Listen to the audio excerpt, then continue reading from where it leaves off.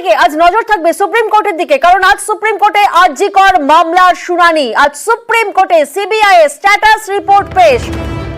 আজ নজর থাকবে সুপ্রিম কোর্টের দিকে, কারণ আজই সুপ্রিম কোর্টে আরজি কর মামলার শুনানি। প্রধান বিচারপতির বেঞ্চে এই মামলার শুনানি হবে। সুপ্রিম কোর্টে সিবিআই এর স্ট্যাটাস রিপোর্ট আজ। আরজি করে ধর্ষণ খুন তদন্তে স্ট্যাটাস রিপোর্ট সিবিআই এর। প্রতিনিধি মৈত্রী এই মুহূর্তে আমাদের সঙ্গে রয়েছেন।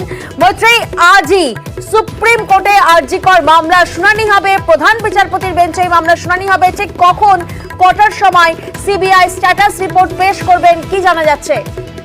দেখো, এখনো পর্যন্ত আমরা যেটা সূত্র মারফত জানতে পারছি যে ইতিমধ্যেই সিবিআই স্ট্যাটাস রিপোর্ট জমা দিয়ে দিয়েছে সুপ্রিম কোর্টে, এবং শুনানি শুরু হবে আজকে। একেবারে কোর্ট বসার সঙ্গে সঙ্গেই কিন্তু প্রধান বিচারপতির যে বেঞ্চ রয়েছে সেখানেই শুনানি শুরু হবে বলে আমরা এখনো পর্যন্ত জানতে পারছি। অর্থাৎ একেবারেই 10:30 নাগাদ এই মামলার শুনানি শুরু হবে, এবং আমরা যেটা জানতে পারছি যে ইতিমধ্যে রেজিস্ট্রার জেনারেলের কাছে সিবিআই এর তরফ থেকে স্ট্যাটাস রিপোর্ট জমা দিয়ে দেওয়া হয়েছে।